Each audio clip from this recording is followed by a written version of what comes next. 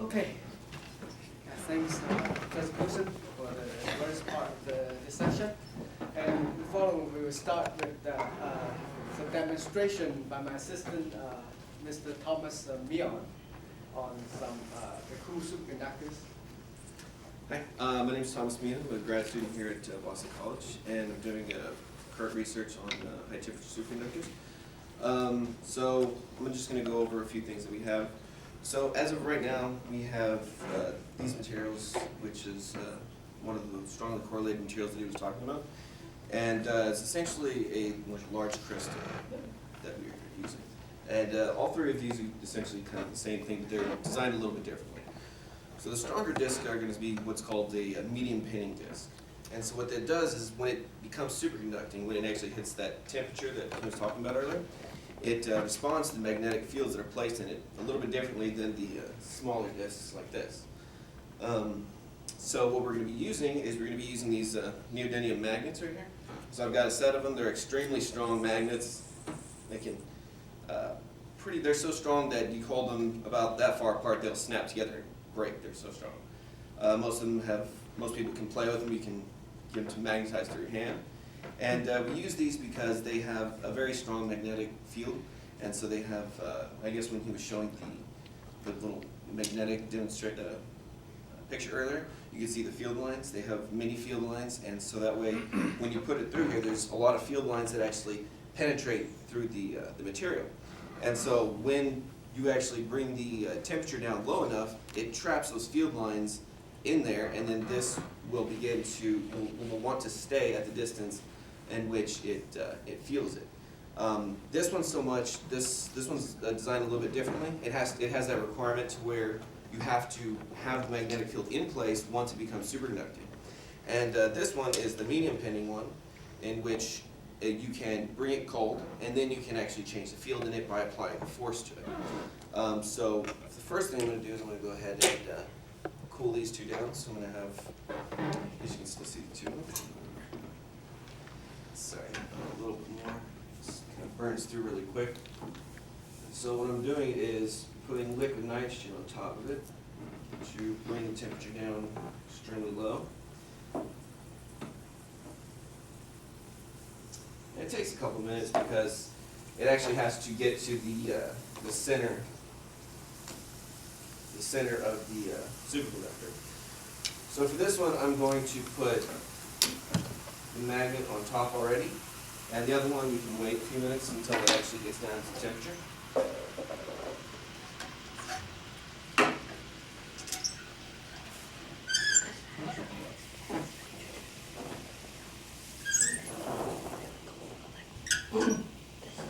So whenever we use liquid nitrogen, it's extremely cold, like 77 Kelvin, so it's really, really cold. It will actually burn your skin. You have to wear gloves to prevent yourself from getting hurt. At the end of this, if we have time, I'll come up here and take a look at it, but just be careful not to touch the nitrogen and burn yourself. Just be really careful. So these magnets are extremely strong. I was showing, this is just a cup full of paper clips, and it's so strong it can actually lift this entire, and this thing's pretty heavy. It's about 10 pounds, so it's extremely strong that it will actually hold it in place. More here.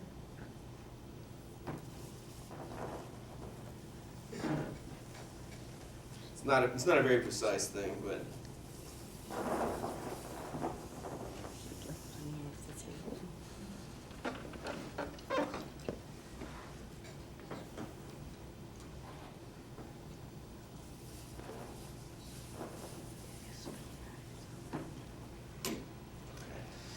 Now we can see the one on the back is actually starting to get cold enough. I've done this a few times so I can tell when the bubbles actually start getting vigorous enough, it's actually becoming to the correct temperature. So, I feel I can't see, let me bring this one a little bit closer. So, now that it's actually pinned into place, we can slide off this glass container. And it will stay there. Oh my God. as we can hover. Now what I did was I kind of made a mark, a couple of different colors. I don't know if you can see it, not very well, it's not the greatest camera. But we can spin it and it'll stay spinning as long as the superconductor stays at the correct temperature. So I'm going to have to keep adding nitrogen for this to work. But this other one is now down to temperature, and we can get away from that magnet. So, like I was saying, this medium pinning one, we can just go ahead and bring in our magnetic field and kind of push it down to it. It has a little bit of resistance, but once you get it in place, it kind of stay there. So we can get it to kind of have the same thing. So practical applications for this, like superconductors are used currently actually in a few fields. One of them is cell phone towers. So if like you look at the top of cell phone towers or like tops of buildings, you'll see kind of these white cylinders that are sitting on top of everything.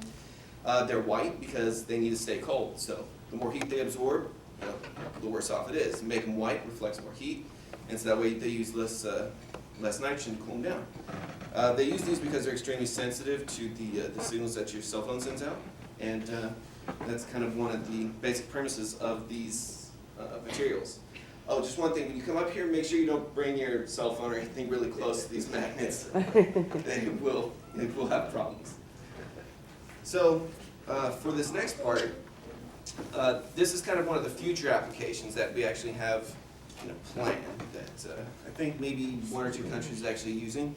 It's magnetic levitation. So the idea is to use this kind of design to where when we put the magnet in the superconductor, we can actually get it to levitate above a track. So what happens is that this pinning effect actually happens to work really well with something kind of the setup. So we've made this kind of, I guess it would be kind of like a train track of different magnets, or the same magnets, just different poles. So we have a north pole, and then a south pole, and then a north pole.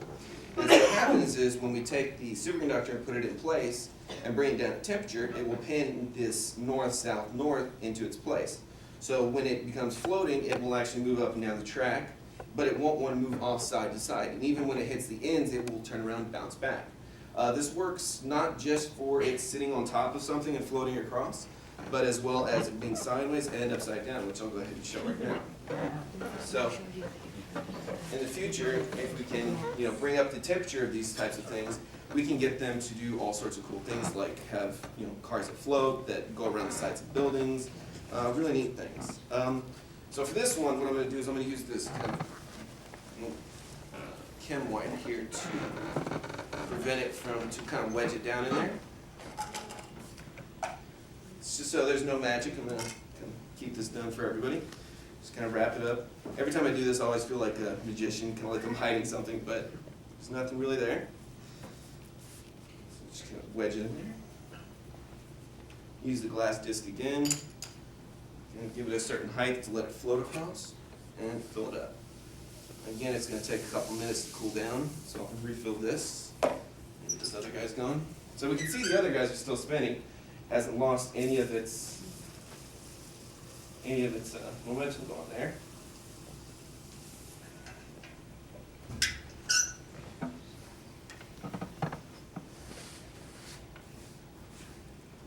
And one of the properties of this is this strong pinning one it's extremely strong, so we can actually use it and pick it up. The superconductor is pretty big, so it's kind of hard for it to do it, but if the disc was a little bit smaller, we could actually lift the superconductor completely out and be able to move it that way. But we can definitely get it to move for sure. So this is different from normal magnets in that it stays there and I can remove it, and then when I put it back, it wants to go back to the exact same spot, same height and same angle, everything, because the memory that's in the superconductor knows what the field lines were previously, and so it just takes the magnet and gets it to the correct line and goes back in place. I have questions. Go ahead. Are you saying that there's no resistance right now? That will spin indefinitely? As long as there's no friction. If it was a vacuum, then pretty much. Okay, so we do have the resistance of air at Yes, this point. that's Okay. pretty much all there is. But for the most part, it's pretty frictionless. It'll go for quite a while. Kind of let it go. And up, We good on time? Sure. I have one other question. Up until now, we've had no materials that could do this, that we could control the magnetism in this way? Up There until are recently. Well, like he was saying, that superconductivity was founded almost 100 years ago, Okay. and that was in lead and niobium, certain types of metals. But you have to use liquid helium, which is extremely expensive, and the temperature is so cold that using it for any practical application, you burn off most of it, and then you constantly have to refill it. So until they actually made the jump to liquid nitrogen, because nitrogen is 70% of air, so it's actually cheap and easy to just compress it down, and then you can have liquid nitrogen. So like all the cell phone towers that use it, they have like a little liquid nitrogen substation on the side of it that pumps into it. So they kind of want to minimize how much they burn off. But if it was helium, it's practically impossible. So we've had the materials, we just couldn't get them down to the proper temperature to do what we need them to do, or to control the magnetic fields or electrons. Is that what you're telling us? Pretty much. I mean, for practical applications, it wasn't worth it until they hit the liquid nitrogen temperature, and then it became viable for any industry to care. The only people that really cared about it were physicists back then. So this one, it should be good about right. Oh, I'm sorry. Well, using the magnets, could you make more energy than you need to actually compress the nitrogen? I was wondering that too. Using them But using the magnets to generate an electric current, could you would that be worth it? Knowing the amount of energy you take to compress the nitrogen. What he's asking is, does it take more energy to create the liquid nitrogen than you get out of the system?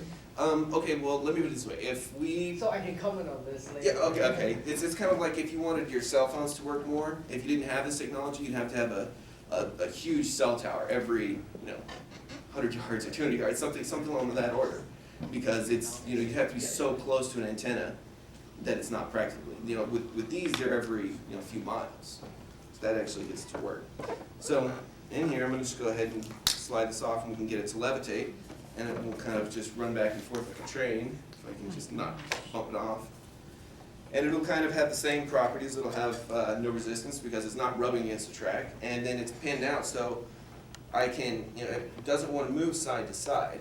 So if I kind of push it, it'll just wobble back into place. And once it hits the end of the track, it'll kind of field at the end of the magnetic field and kind of bounce itself back. Keep these guys going so you can see if they just kind of... Is that the principle of the Shanghai necklace? I'm sorry? Is that the principle of the Shanghai necklace, or It's is it slightly just... it's slightly different. I will comment on this. Okay, yeah.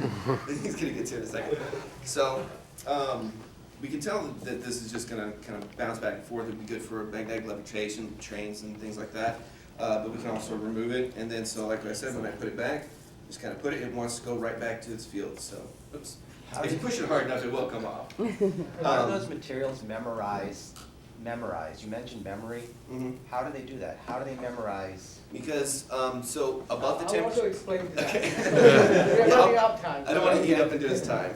I So, don't think probably we need to rearrange this. so we have the movement of this. Like I was saying, when we turn it sideways, we can keep it there as long as the weight of the thing works out really well. And then we can bring it upside down and kind of have it roll back and forth. As long as it stays in temperature, it's actually going to be okay. So it can kind of have this little bit of pendulum motion. This is kind of the neat version of physics. So, y'all get interested. There's plenty of work to be done on this. You can always come and have fun. And I'll keep this stuff alive while he gives his talk. Yeah, sorry. Okay. Yeah, otherwise, Well, that there's works. so many questions already answered that I don't need to. That's great. Yeah, thanks, Well Mr. done.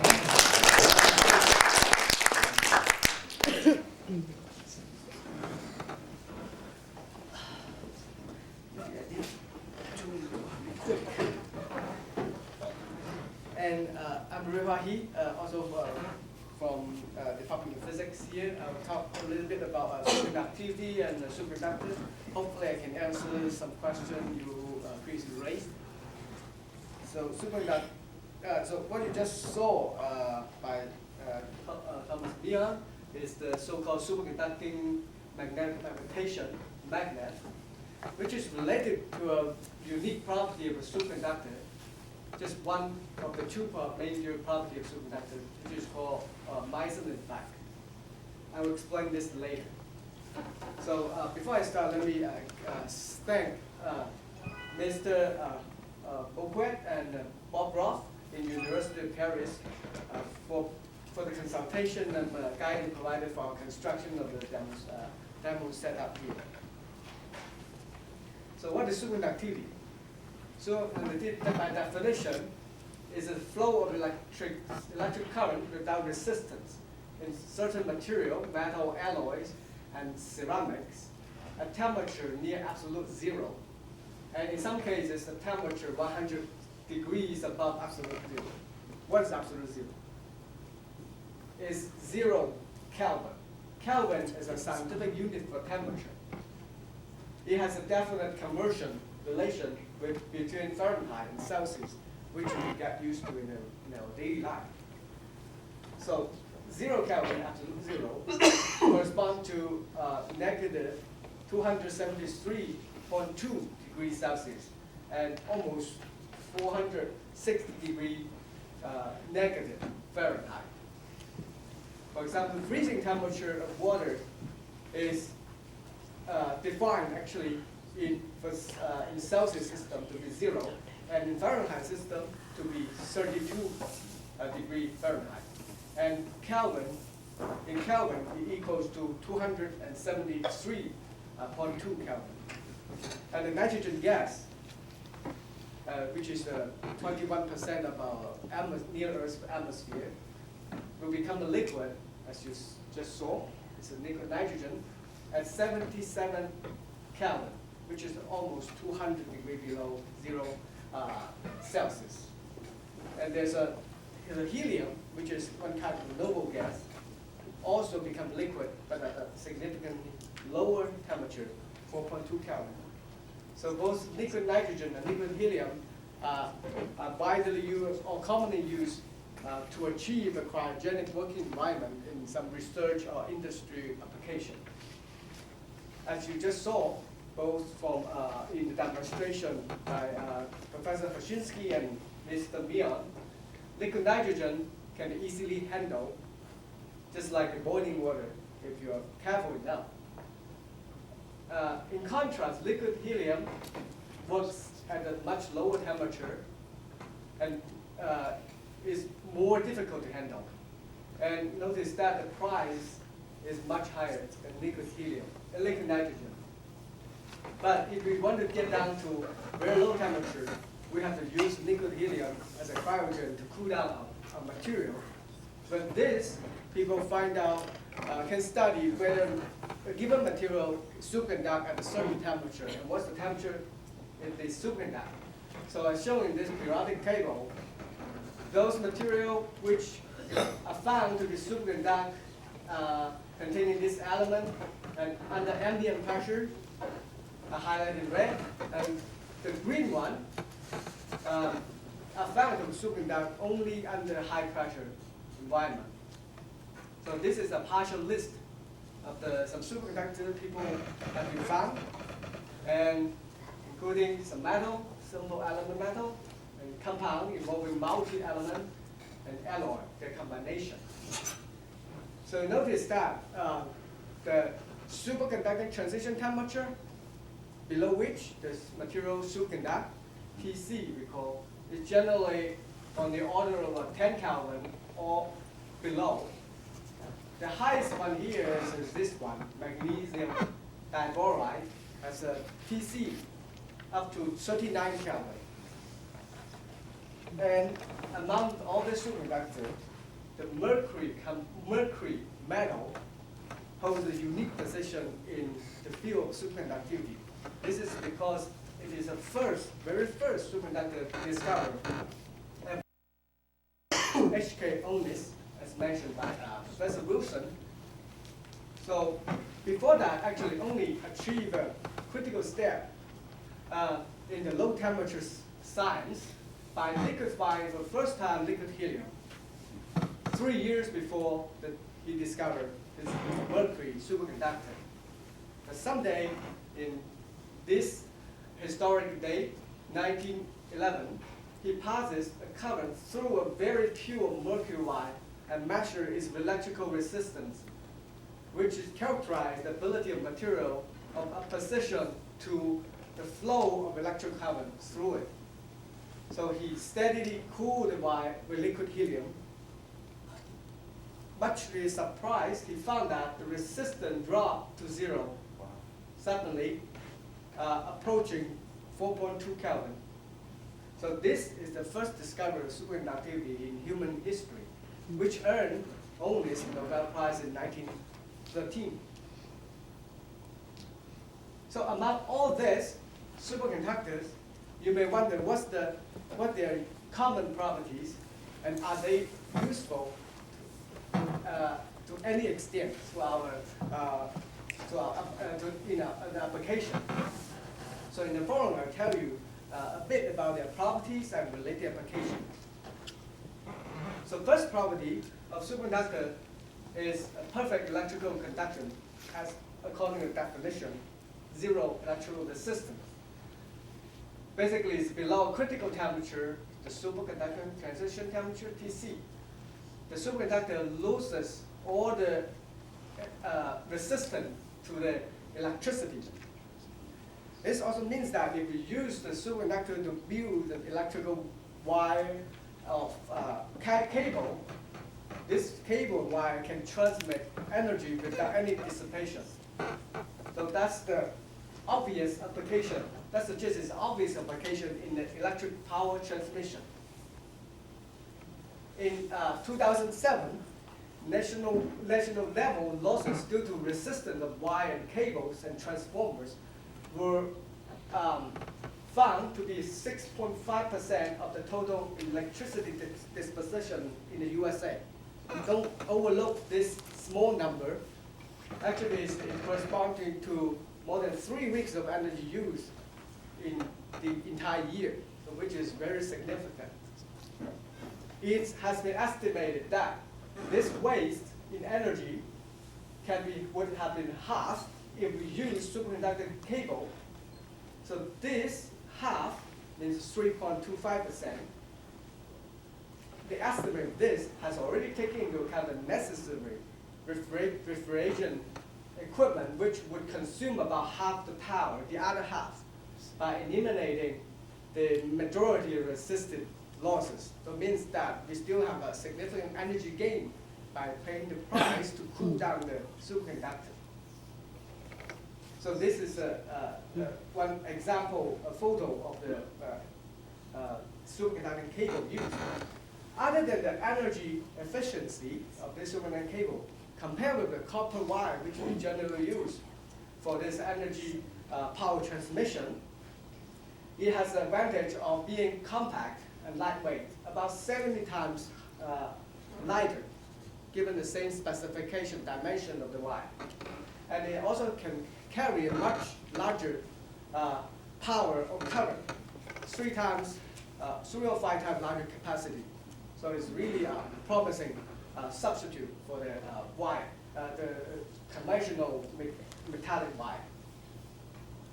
So the use of this, the replacement of the copper wire with superconducting wire cable also can transform other areas of electricity industry. Because this wire and cable are really the critical enabling component in all this equipment, which include electric generator related to the electric power generation, electric motor related to the power consumption, and electric transformer related to the power transformation. So the use of So this particular property of the superconductor, perfect electrical conduction, is also implicated in another major group of application of a superconductor, which is a strong field generation based on electromagnet, based on using electromagnet. So some of you may know Ampere's law, which describes the phenomenon in which the current flowing along a solenoid generate a magnetic field along the axis of the solenoid by obeying the so-called right-hand rule, which determines the direction of the current flow and its relationship with the magnetic field direction. So the larger the current flow is, and the stronger the magnetic field is. But in order to flow a large current in conventional electromagnet, we have to use a thicker copper wire, which means a more bulky electromagnet. And you can also, that also means a significant energy loss due to the resistance of the copper wire. So you can imagine if you use a superconducting wire to make electromagnet, then you can find you are allowed to generate much stronger magnetic field with which derive from this, which also have the advantage of being compact, lightweight, and larger magnetic field strength.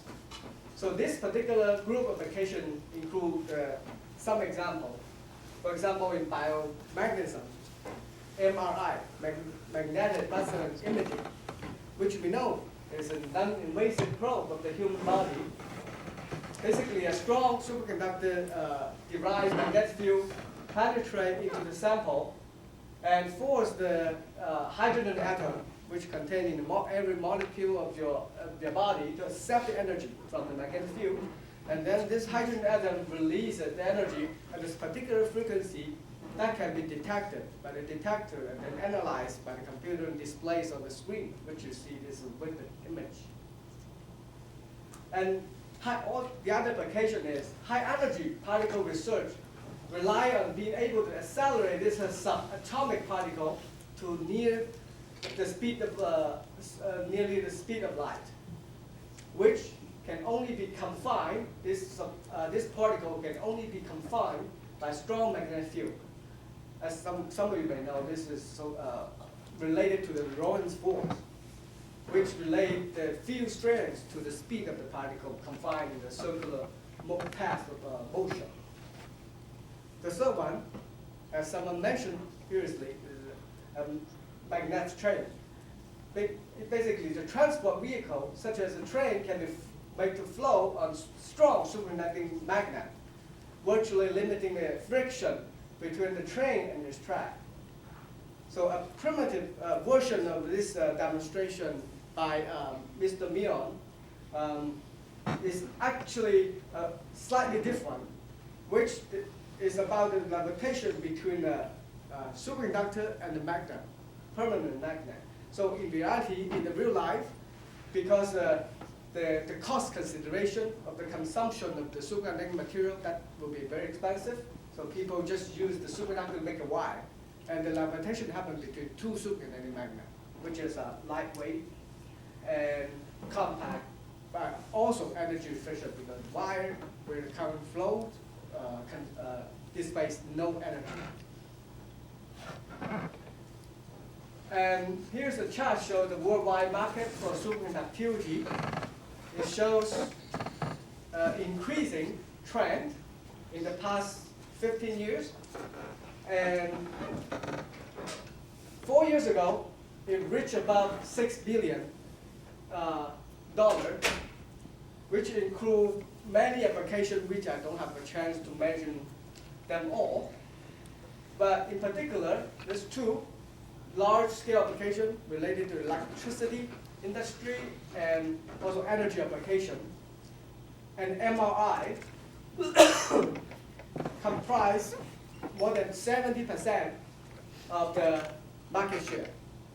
So from this, you know this property one of the superconductor is really the major advantage of superconductor to our real life application. Then we have actually, other than property 1, we have a property 2, which is perfect diamagnetism. Mion effect, which is related to the demonstration Mr. Mion made. In simple terms, this property means the magnetic field cannot penetrate superconductors. So this property has an interesting consequence, as we already alluded to. So let's consider the following thought experiment. We have a disc-shaped permanent magnet.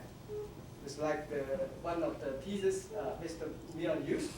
It has a north pole on the up surface and south pole on the bottom surface.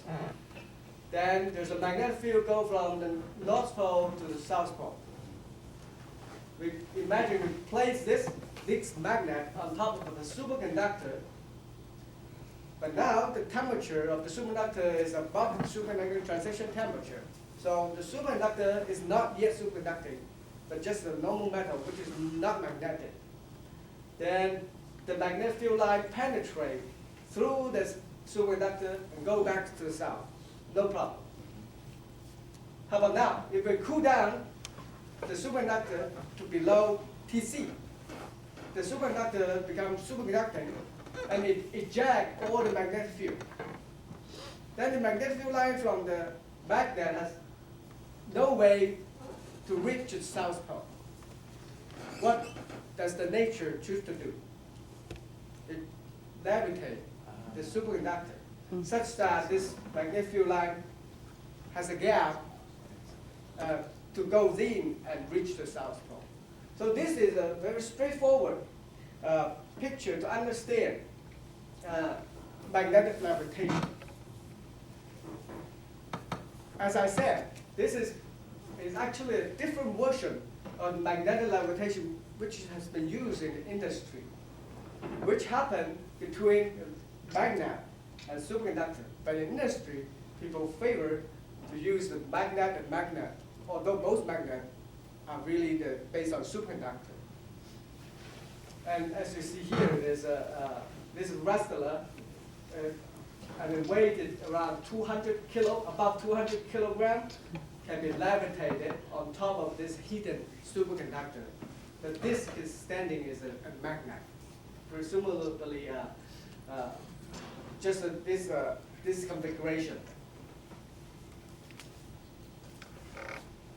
And you may wonder why there's such a strange property of superconductor. Magnetic field cannot penetrate them. Or alternatively, we can ask, how can a superconductor effectively screen the magnetic field? This is what happened. Let me do another thought experiment. When we put the superconductor spherical shape superconductor inside the magnetic field, external magnetic field, is provided by two magnets imaginarily. One magnet sitting here, the north pole sitting on this side, the other south pole, the other magnet sitting here with the south pole on this side. Then you have a magnetic field going upward. The temperature initially is above Tc. The magnetic field line penetrates the metal, which is the superconductor right now is a metal. Then we cool down superconductor. We were told, right, in the last slide, so magnetic field line cannot penetrate the superconductor. But let's understand what's the origin of that. The origin is actually spontaneous generation of the current on the surface of superconductor in red, surrounding the superconductor. And this current creates a magnetic field opposing the external field direction, which is the right-hand rule. So the magnetic field line pointing downward inside the superconductor. So the total magnetic field at a fixed point in space is the sum of the external magnetic field going up plus the magnetic field induced in the superconductor. Inside the sphere, it's just pointing up, downward. then these two add up to be 0, right, at the interior of the superconductor. So this is the origin of the zero magnetic field penetration inside the superconductor when it's superconducting. Another thing to mention is, because the first property of superconductor, this current are non-dissipative. It's called supercurrent. So this effect, this effect that magnetic field cannot penetrate the superconductor persists forever. It's sort of Meissner effect. So once it cannot penetrate, it stays non-penetrable. Another thing to note is that this superconductor essentially now become a magnet by watching from outside. You see, this is North Pole. The field line come out from north to south. North Pole, South Pole. Then compare these two cases. It has just opposite pole configuration. Instead, there's a repulsion force between the superconductor and the field. Repulsion, repelling by the superconducting field, by the external magnetic field, sorry. So basically, these two scenarios, a different level of understanding. This is more classical, this is slightly deeper in the details. Both can explain magnetic levitation, this type of magnetic levitation where the magnet, there's a repulsive interaction between the magnet and the superconductor. But we cannot explain this type of phenomena, a magnetic levitation, which involves attraction force between the superconductor and the magnet. Let's go back to review what we have learned. By saying that magnetic field cannot penetrate superconductor, actually make a mistake. This is not completely right. The actual situation depends on the type of a superconductor and also on the magnetic field strength. There's a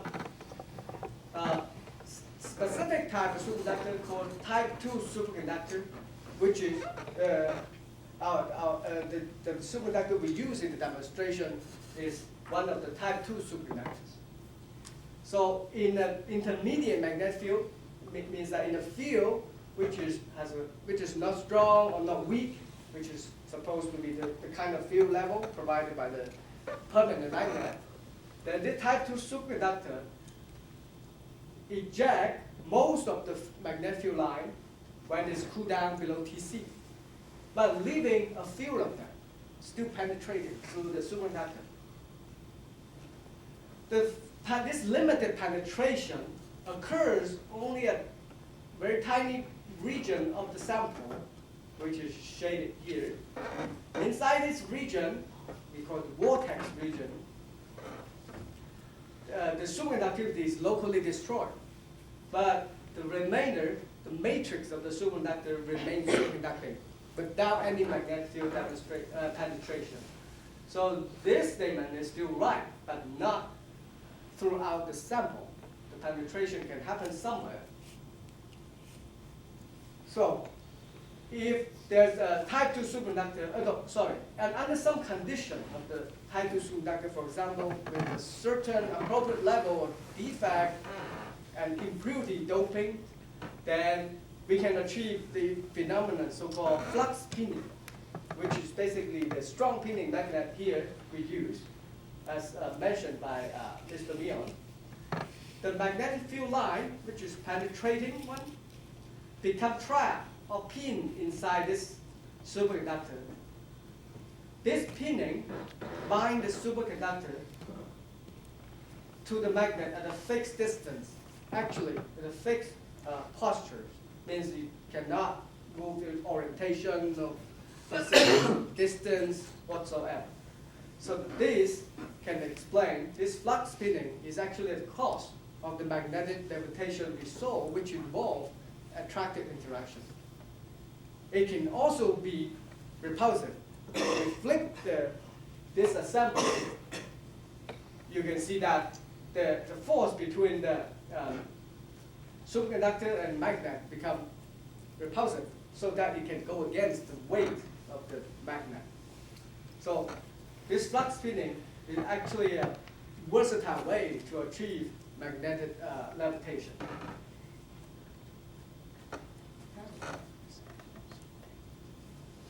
We have 5 more minutes. So, so after the property and the related application, I want to mention that there are 5 Nobel Prizes already awarded on superconductivity. After the first one to Onnes for his initial discovery of superconductivity.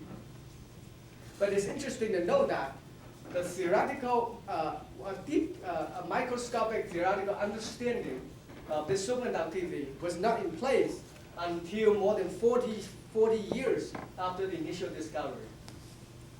This theory, so-called BCS theory, was initially developed by Badin Cooper Freefer, which is a BCS, and for which they were awarded the Nobel Prize in 15 years later. So basically, in order to understand this BCS theory, we have to go back to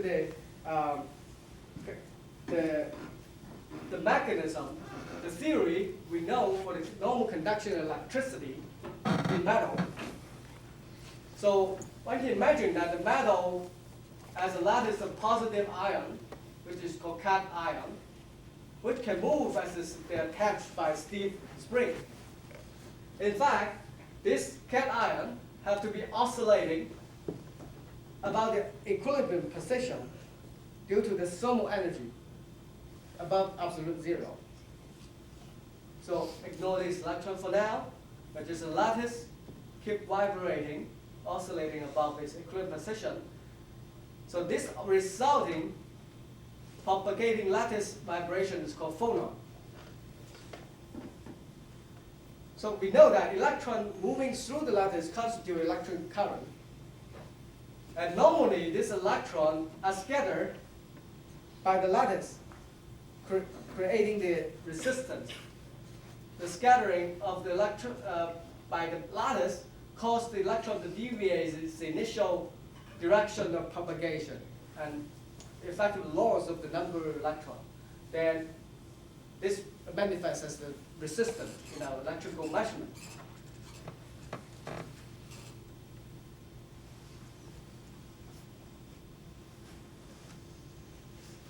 So additionally, other than this scattering process, the electron also interact with the cation ion, with the lattice, so-called electron phonon interaction in such a way to create a distortion around the electron, because the electron carry negative charge and cation ion positive charge, so they attract each other. So this local distortion creates a net increase of positive charge density in this region because everything comes close together. So this positive charge region moves with the electron. At some instant, if a second electron pass by and see this positive charge region, it will get attracted to this region. In the superconductor, this will follow this electron, will follow the second electron follows first electron so that they travel bound together throughout the lattice. So such as this. Always is a pair going through the lattice.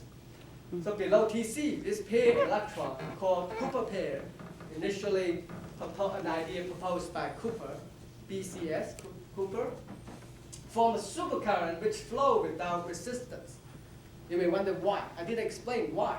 Why the electron pair cannot be scattered by the lattice. In short, it's because the entire material becomes a condensate, which is an advanced physical concept, which describes macroscopically occupy a single quantum state in which electron and phonon live in perfect harmony. Means that they are just one unified entity. Why should they scatter off each other?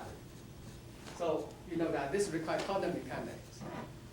without another several hours, I cannot really give you a satisfactory answer to that.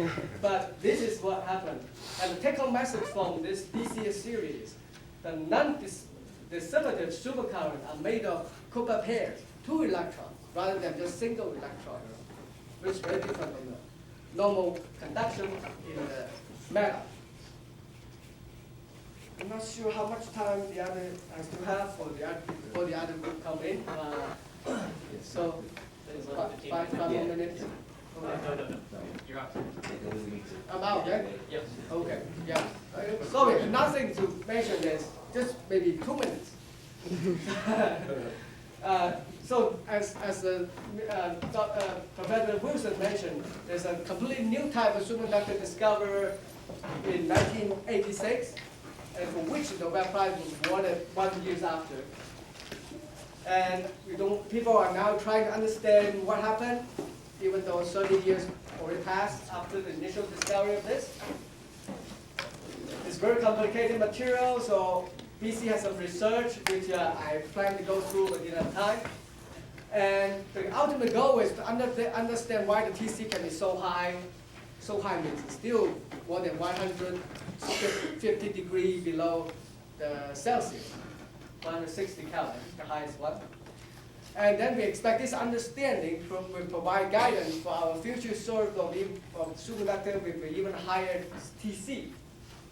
Ideally, it's room temperature superconductor, so we don't need any refrigeration and cooling for it to get to work and the electric, so we can replace every copper wire we saw with the room temperature superconductor, then we can save entirely the 6.5% energy dissipation in the nation. So every physics fan, modern physics fan has such a dream, look for room temperature superconductor. You may have seen them somewhere already. Avatar. So basically, the floating mountain in Pandora planet are made of high temperature, room temperature superconductors, so that they can be levitated under the the Pandora geomagnetic field. So it's clear that the director, James Cameron, is a fan of the room temperature superconductivity. Probably starting when he was the physics major in Cal State University. That's interesting. So it's a pity that he didn't get his own Academy Award. For some reason, it was a surprise. But there's no surprise. If you could find one piece of this rock on Earth, you will get a Nobel Prize. Thank you.